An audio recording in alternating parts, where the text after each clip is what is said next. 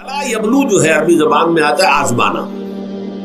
خلق الموت، آپ محنت کر رہے ہیں محنت کر رہے ہیں محنت کر رہے ہیں، نتیجہ نہیں نکلا.